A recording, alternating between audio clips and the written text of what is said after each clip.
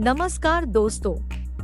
आपका स्वागत है योगेश महाजन लीगल चैनल पर। योगेश महाजन लीगल चैनल पर हम आपको प्रस्तुत करेंगे नवीनतम सुप्रीम कोर्ट के फैसलों और विभिन्न अन्य न्यायालयों के फैसलों पर और विधि ज्ञान को प्रसारित करने का प्रयास करेंगे। इस चैनल पर हम न्यायिक फैसलों के महत्व को समझाने और विधि समझौतों की युक्तियों को समझाने का प्रयास करते हैं।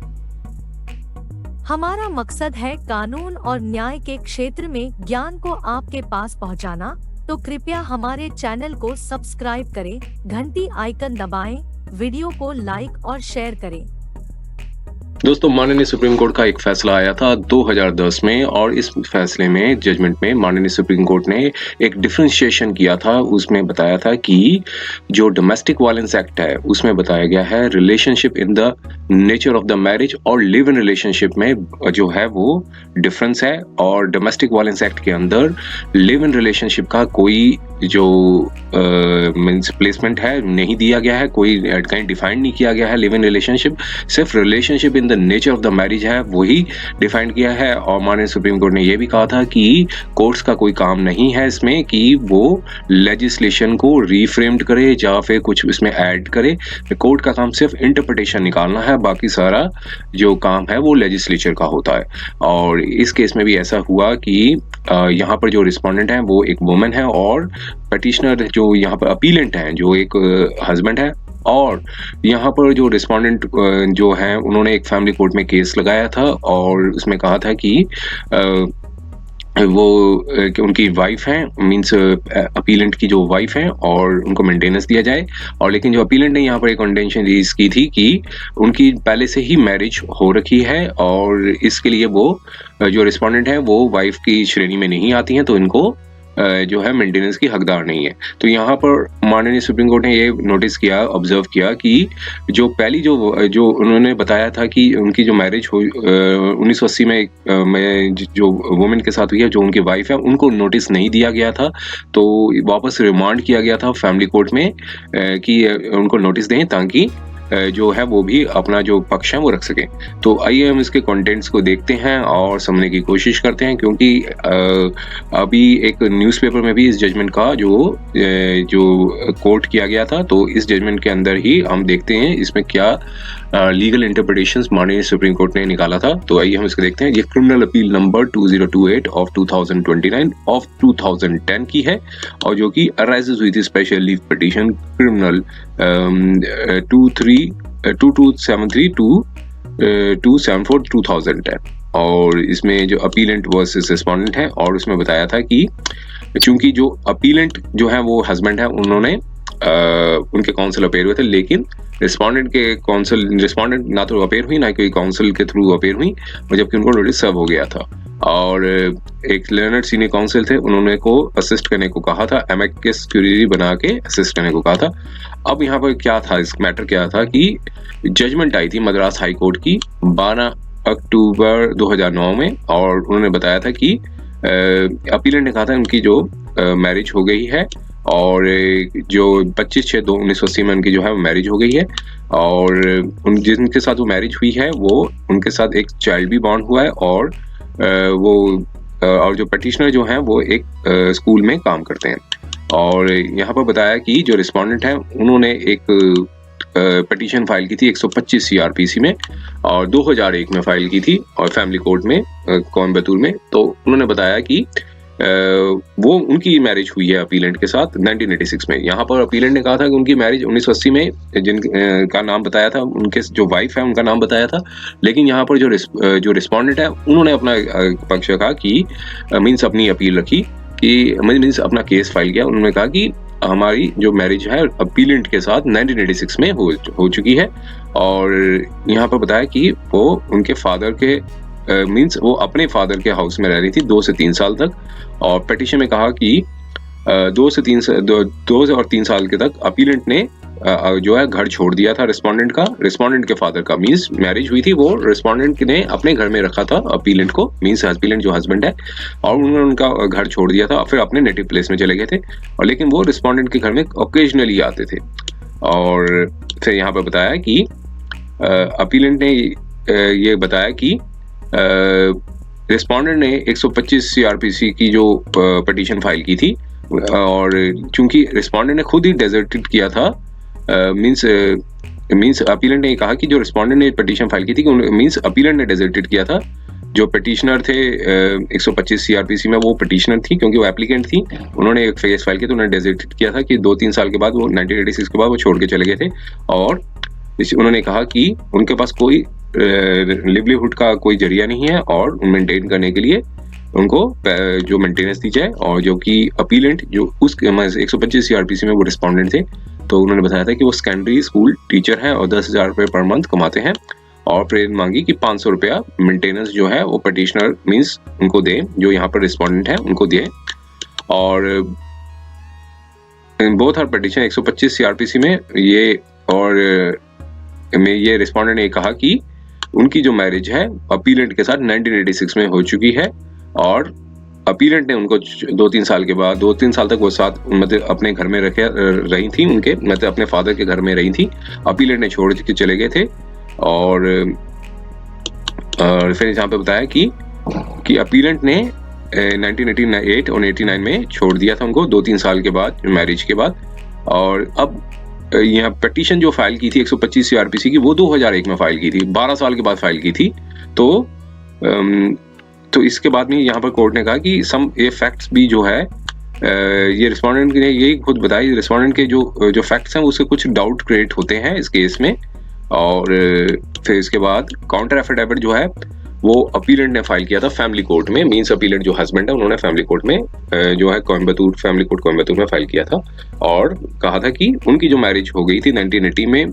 हो चुकी है ऑलरेडी, और उनका मेल चाइल्ड भी है, और एक इंजीनियरिंग कॉलेज में उनका जो लड़का है वो पढ़ते हैं। और फिर उसके बाद कहा कि उन्होंने अपना जिनके साथ मैरिज हुई है उनका राशन कार्ड भी दिखाया, वोटर आईडी कार्ड भी दिखाया, जिसमें वो जो जिनके साथ मैरिज हुई थी 1980 में वो उनकी वाइफ है, और ट्रांसफर सर्टिफिकेट भी अपने लड़के का दिखाया, और डिस्चार्ज सर्टिफिकेट भी दिखाया जहां से वो हॉस्पिटल से डिस्चार्ज हुई थी, और फोटोग्राफ्स भी वेडिंग की दिखाई काउंटर एफिडेविट में जो फाइल किया था फैमिली कोर्ट में। तो मींस फैमिली कोर्ट में रिस्पोंडेंट ने एक पिटीशन फाइल की थी 125 सीआरपीसी में, और अपीलेंट ने काउंटर एफिडेविट फाइल किया था कि उनकी ऑलरेडी मैरिज हो चुकी है। लेकिन फैमिली कोर्ट जज ने क्या किया इसमें 2004 में बताया कि अपीलेंट जो है वो रिस्पोंडेंट के साथ मैरिड है कि नहीं है। मींस उन्होंने कोर्ट ने कहा कि जो अपीलेंट की जो शादी है वो रिस्पोंडेंट के साथ हुई है, और जो जिनका नाम बताया था उनके साथ नहीं हुई है, और फाइंडिंग्स हाई कोर्ट ने भी अपहेल्ड कर दी। अब यहाँ पर कोर्ट ने कहा जिनके साथ वो मैरिज हुई थी 1980 में उनको तो पार्टी बनाया नहीं था, ना ही फैमिली कोर्ट जज में, और फैमिली कोर्ट में जज ने पार्टी बनाया था, ना ही हाई कोर्ट में, तो इवन नोटिस भी नहीं दिया गया था। तो कोई किसी तरह का डिक्लेरेशन करना, तो मैरिटल स्टेटस की उनका साथ मैरिड हुआ है कि नहीं हुआ, तो ये इस तरह से ये टोटली होली नल होगा, वॉइड होगा, तो क्योंकि ये वायलेशन होगा ऑफ द नेचुरल जस्टिस के, क्योंकि बिना सुने कि जिनके साथ मैरिज हुई है उनको भी सुनना जरूरी था। तो इस तरह से कोई डिक्लेरेशन देना, कोर्ट का इस तरह से मींस अपना डिसीजन देना कि एक वायलेशन है, और कि जब तक वो अपने इससे उनके जो राइट्स हैं वो अफेक्ट होंगे। जिनके साथ उन्होंने बताया था मेरी मैरिज हो गई है, तो उन्होंने कहा कि उनको नोटिस भी नहीं दिया, कुछ भी नहीं, मतलब कोई भी अपना पक्ष नहीं रखा, तो इसकी वजह से उनके जो राइट्स हैं सीरियसली अफेक्टेड होंगे, और कोई डिक्लेरेशन भी नहीं आया था। तो सिर्फ ये अपीलेंट ने कहा था कि उनकी मैरिज हो चुकी है उनके साथ, तो अगर वो जो 1980 में जिनके साथ मैरिज हो गई थी और बिना डिवोर्स दिए अगर उन्होंने सेकंड मींस मैरिज कर ली है, तो ये सेकंड मैरिज नहीं मानी जाएगी रिस्पोंडेंट के साथ, क्योंकि लीगली ये होता है कि जब तक स्पाउस अलाइव है और सेकंड मैरिज मींस आप मैरिज नहीं कर सकते जब तक बिना कोई डिवोर्स दिए, और अगर वाइफ अलाइव है और बिना डिवोर्स नहीं दिया तो सेकंड मैरिज वो वैलिड मैरिज नहीं मानी जाएगी। तो यहाँ पर 125 सीआरपीसी का जो कंटेंट्स थे वो ये बताए थे कि वाइफ का क्या मतलब है। 125 सीआरपीसी एक्सप्लेनेशन बी के अंदर बताया गया था 125 के अंदर, वाइफ का मतलब यह है इंक्लूड वुमेन जो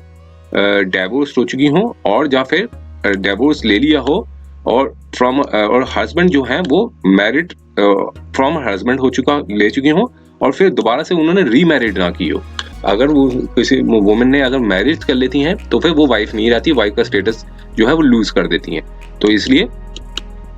इवन वो भी वाइफ मानी जाएगी जो उन्होंने जिन्होंने डाइवोर्स दे दिया अपने हस्बैंड से। तो अब एक जजमेंट आई थी विमला वर्सेस वीरास्वामी 1991 में। तो 3 जज ने, जो जजेस थे, 125 सीआरपीसी का जो था वो एक्सप्लेनेशन था, वो उसमें भी कोर्ट ने वाइफ का जो मीनिंग था वो बताया था। तो इसका पर्पस ये था कि ताकि उनको 125 का इस पर्पस ये था कि ताकि वेग्रेसी और डेस्टिट्यूशन से बचाया जा सके। और एक और जजमेंट आई थी Savita Ben Sombhatt Bhatia versus state of Gujarat की, AIR 2005 SC 1809। तो कोर्ट ने यही कहा था कि अगर कोई मैरिज अनफॉर्चुनेट वुमेन जो है वो वेडलॉक में आती हैं विद मैरिड मैन के साथ,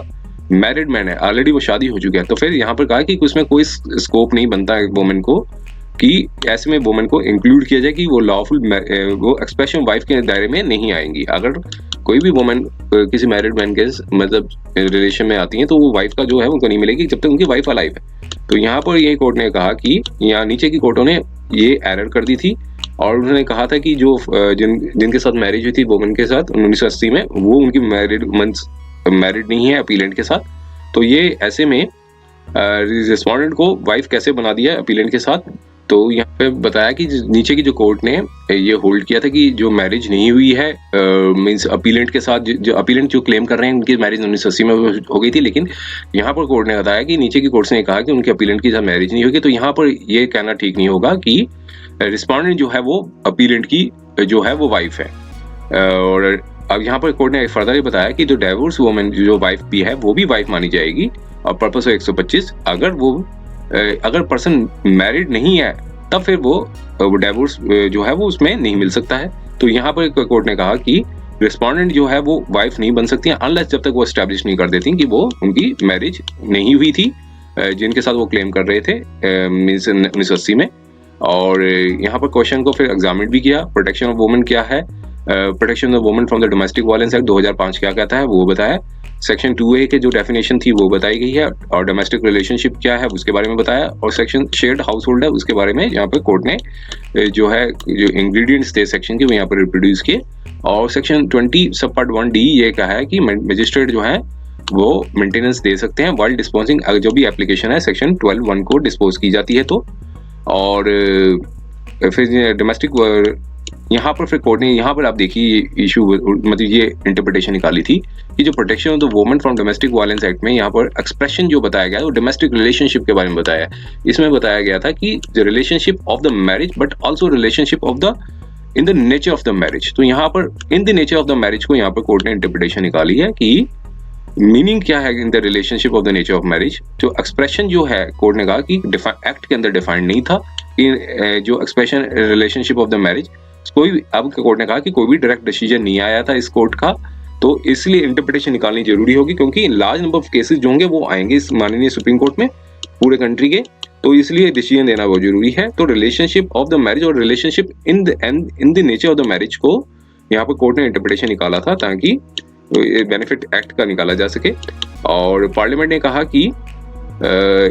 एक और वर्ड था जो यहाँ पर बताया था 2005 में पार्लियामेंट ने एक नोटिस की थी कि न्यू सोशल फिनोमिना है जो कि इमर्ज हुआ है हमारी कंट्री में, जो कि बताया जाता है लिव इन रिलेशनशिप को। अब यहाँ पर कोर्ट ने कहा कि जो न्यू रिलेशनशिप जो है वो काफी रेयर है लेकिन बिग अर्बन सिटीज में ये पाया जाता है, लेकिन बहुत कॉमन है नॉर्थ अमेरिका और यूरोप में। और एक जजमेंट तो ये कमेंट भी किया गया था S Khushboo versus Kanniammal and another 2010 की जो जजमेंट थी उसमें भी इसका कमेंट किया गया था। अब यहाँ पर कोर्ट ने कहा था कि अगर वाइफ को डेजर्ट कर दिया जाए तो कई कंट्री में ये लॉ प्रोवाइड करता है कि वो मेंटेन करे, हस्बैंड जो है उनको मेंटेन करे, उसको एलिमोनी कहते हैं। और यहाँ पर कोर्ट ने बताया कि कोई लॉ नहीं प्रोवाइड करता कि जो मेंटेनेंस टू अ वुमेन जो लिव इन रिलेशनशिप में रहती हो और जिस मैन के साथ बिना उसके साथ शादी किए, तो ऐसा कोई नहीं लॉ बना हुआ है। यूएसए में जो एक्सप्रेशन है एक पैलिमोनी जो है वो बताया गया है, एक एलिमोनी एक पैलिमोनी जो टर्म है वो कॉइंड किया गया है, जो बताया जाता है कि वो मेंटेनेंस उसको प्रोवाइड किए जाते हैं जो काफी सब्सटेंशियल पीरियड ऑफ टाइम के साथ रह रही हो बिना शादी के, और उनको मींस मैन ने उसको डेजर्टेड कर दिया। तो यहाँ पर पैलिमोनी को कहा कि गूगल में आप देखें, और जो फर्स्ट डिसीजन पैलिमोनी का एक वेल नोन डिसीजन था वो कैलिफोर्निया सुपीरियर कोर्ट ने बताया था, मार्विन वर्सेस मार्विन 1976 की जजमेंट आई थी उसमें बताया था। और इस जजमेंट में फिर बाद में कोर्ट ने बताया कि मैंने डिसीजन कोर्ट्स के आए थे यूएसए में, अमेरिका में, तो कॉन्सेप्ट ऑफ पैलिमोनी जो है वो कंसीडर किया गया था और डेवलप्ड हो गया था। और यूएस की जो सुप्रीम कोर्ट है उन्होंने कोई भी डिसीजन एनी डिसीजन नहीं दिया कि कोई लीगल राइट टू पैलिमोनी है कि नहीं है, बट सेवरल डिसीजंस जो कोर्ट के आए हैं वेरियस स्टेट्स इन यूएसए में। तो ये कोर्ट्स जो यूएसए की जो कोर्ट्स हैं वो डाइवर्जेंट व्यूज ले रही हैं। कुछ कोर्ट्स जो हैं वो पैलिमोनी दे रही हैं और कई डिनाई कर रही हैं। तो इसलिए जो यूएसए में जो है वो जो लॉ है वो एवोल्यूशन में है राइट टू द पैलिमोनी का। तो पैलिमोनी का जो लॉ कोर्ट ने कहा पैलिमोनी है। तो यहाँ पर फिर आगे बताया कि कोई स्टैच्यूटरी बेसिस नहीं है कि पैलिमोनी को देना यूएसए में। तो कोर्ट्स जो हैं वो ग्रांट कर रही हैं कॉन्ट्रेक्चुअल बेसिस पे। कई कोर्ट है यूएसए में वो ये बताती हैं कि एक रिटन और ऑरल एग्रीमेंट होना जरूरी है बिटवीन मैन और वुमेन में, और अगर कोई मैन सेपरेट कर देता है तो वो वुमेन को पैलिमोनी देगा। और कोर्ट्स ने कहा ये भी कहा कि मैन और वुमेन को इस टाइम तक रहते हैं, एक साथ रहते हैं और सब्सटेंशियल लॉन्ग पीरियड में और बिना शादी के, मैरिज के, तो एक ये इसे समझा जाएगा एम्प्लॉयड और कंस्ट्रक्टिव कॉन्ट्रैक्ट माना जाएगा। तो ये जजमेंट्स का कुछ एग्जांपल दिया। अब यहाँ पर फाइनली हम अब इसमें वर्डिक्ट पे आते हैं। क्या था इसमें? कोर्ट ने 29 पैरा में बताया कि रिटन पैलिमोनी कॉन्ट्रैक्ट्स जो रेयर है, लेकिन यूएस की कोर्ट ने कुछ इम्प्लाइड कॉन्ट्रैक्ट्स भी दिए जिसमें वुमेन ने अपना कैरियर छोड़ दिया और हाउस होल्ड करने लगी और मैन को हेल्प की बिजनेस में लेंथी पीरियड ऑफ टाइम, जबकि इसमें कोई एक्सप्लिसिट रिटन और ऑरल कॉन्ट्रैक्ट नहीं था। तो यूएस की जो कोर्ट्स ने ये पाया कि जो पार्टीज का एक्शन है वो एक तरह का कंस्ट्रक्टिव और इम्प्लाइड कॉन्ट्रैक्ट होगा जिससे पैलिमोनी ग्रांट की जाए। और फिर इसके बाद यहाँ पर कोर्ट ने अपना ओपिनियन दिया relationship in the nature of marriage क्या होती है, जो कि कॉमन लॉ ऑफ मैरिज है। कि कोर्ट ने पहला बताया कि कपल जो है काफी कपल ने बताया कि एक स्पाउस की तरह रह रहे होंगे, तभी मिल सकता है इनको, तभी इनको ऐसे ट्रीट किया जाएगा कि जो अगर फॉर्मली मैरिड नहीं है, relationship in nature of marriage को। तो उन्हें बताया कि कपल जो है वो इस तरह रह रहे हो, स्पाउस की तरह रह रहे हो, उनकी लीगल एज जरूर होनी चाहिए मैरिज की, और वो क्वालिफाइड भी होने चाहिए लीगल मैरिज के बिना, इंक्लूडिंग अनमैरिड होते हुए भी क्वालिफाइड होने चाहिए, और वो मीन्स वॉलंटरली कोहैबिट रह रहे हो, मीन्स साथ अपनी मर्जी से रह रहे हो और सिग्निफिकेंट पीरियड ऑफ टाइम तक रह रहे हो। तो यहाँ पर फिर कोर्ट ने बताया कि relationship in the nature of marriage जो है वो तभी फुलफिल करेगी ये सारी रिक्वायरमेंट्स जो हैं वो मीट करती हैं। और यहाँ पर फिर एडिशन में बताया कि शेयर्ड हाउस होल्ड का भी इन्होंने डेफिनेशन बताया, और अगर फर्दर ये बताया कि कुछ वीकेंड स्पेंड करना और कुछ समय के लिए साथ रहना, तो इसको डोमेस्टिक रिलेशनशिप के दायरे में नहीं लाया जाएगा। और साथ में ये बताया कि सारे लिव इन रिलेशनशिप जो हैं वो नहीं माने जाएंगे, कि जो वो रिलेशनशिप जो होंगे वो नेचर ऑफ मैरिज की तरह नहीं ट्रीट किए जाएंगे, इसलिए ताकि वो जो बेनिफिट 2005 का लेना चाहते हैं सारे लिव इन रिलेशनशिप को इसके अंदर नहीं ट्रीट किया जाएगा। तो इसलिए कंडीशंस को सेटिस्फाई करना बहुत जरूरी है और ये एविडेंस के थ्रू ही किया जा सकता है। और साथ में फर्दर बताया कि अगर कोई आदमी जो है मैन है वो कीप रखता है और कुछ फाइनेंशियली देता है कुछ अपने पर्पस के लिए, और सर्वेंट की जैसे कि सर्वेंट को देता हो, तो ऐसे ओपिनियन में नेचर ऑफ मैरिज जो है वो नहीं माना जाएगा। और अब यहाँ पर इसमें बताया कि जो व्यू जो है, ऐसा जो व्यू कोर्ट ने कहा कि हम ऐसा व्यू ले रहे हैं तो इससे काफी वुमेन्स को एक्सक्लूड कर लिया जाएगा जो लिव इन रिलेशनशिप में रह रही हों और जो बेनिफिट ऑफ 2005 के एक्ट लेना चाहती हों। तो ये कहा कि ऐसे में कोर्ट ने अपना भी ओपिनियन बता दिया कि हम इसमें लेजिस्लेट नहीं कर सकते हैं और ना ही इसको लॉ को हम अमेंड कर सकते हैं। ये सब काम पार्लियामेंट का है, और वो क्योंकि पार्लियामेंट ने एक्सप्रेशन दिया है relationship in the nature of the marriage का, और पार्लियामेंट ने ये वर्ड यूज नहीं किया लिव इन रिलेशनशिप का, तो ये सब पार्लियामेंट का ही काम है कि करे, क्योंकि हमने कोर्ट ने कहा हमने सिर्फ इसका इंटरप्रिटेशन निकाला relationship in the nature of the marriage. तो बेशक अब इसकी हमारी इस ऑब्जर्वेशन से काफी वुमेन्स को एक्सक्लूड हो जाएंगी जो क्लेम करना चाहती हैं, वो तो इसमें नहीं मिलेगा। तो सिर्फ कोर्ट का काम है सिर्फ इंटरप्रिटेशन निकालना है, ना कि लैंग्वेज स्टैच्यू की जो लैंग्वेज है उसको चेंज करना है। तो यहाँ पे फिर फर्दर बताया कि इंडियन सोसाइटी चेंज कर रही है तो पार्लियामेंट को भी रिकॉग्नाइज करना पड़ेगा कि किस तरह करना है, और कोर्ट का काम सिर्फ इतना ही है, लिमिटेड है उसमें इंटरप्रिटेशन निकालना। अब इस केस में कोर्ट ने आया है, उन्होंने अपना ओपिनियन दिया कि अपीलेंट जो है वो नीचे की कोर्ट्स ने बताया कि अपीलेंट की जो मैरिज नहीं हुई है, जिन्होंने अपीलेंट जिनके साथ क्लेम कर रहे थे 1980 में जिनके साथ मैरिज हुई है, बिना नोटिस भी नहीं दिया गया था। तो यहाँ पर कोर्ट ने फिर जो ऑर्डर्स थे उसको सेट असाइड कर दिया, क्या है कि वापस मैटर को फैमिली कोर्ट में रिमांड किया जाता है और नोटिस दिया जाना चाहिए वुमेन को जिनके साथ अपीलेंट ने कहा है कि उनकी मैरिज हो गई है, और उसके बाद दोबारा से फ्रेश हेयरिंग करने के बाद ही फ्रेश फंडिंग दी जाए in accordance with the law, और कि अपीलेंट जो मैरिज हुआ है रिस्पोंडेंट के साथ कि नहीं, तो ये सब ये फंडिंग डिसाइड होने के बाद ही कुछ इसमें किया जा सकता है। और ये जजमेंट आई थी देखिए 21 अक्टूबर 2010 में। उम्मीद है कि यह वीडियो आपको पसंद आया होगा। अगर आपने अभी तक हमारे चैनल को सब्सक्राइब नहीं किया है तो कृपया इसे सब्सक्राइब कर ले और बेल आइकन दबाकर नोटिफिकेशन प्राप्त करें ताकि आप हमारे नए वीडियो से अपडेट रह सकें। अगर आपको यह वीडियो पसंद आया हो तो कृपया लाइक करें और अपने दोस्तों के साथ शेयर करें।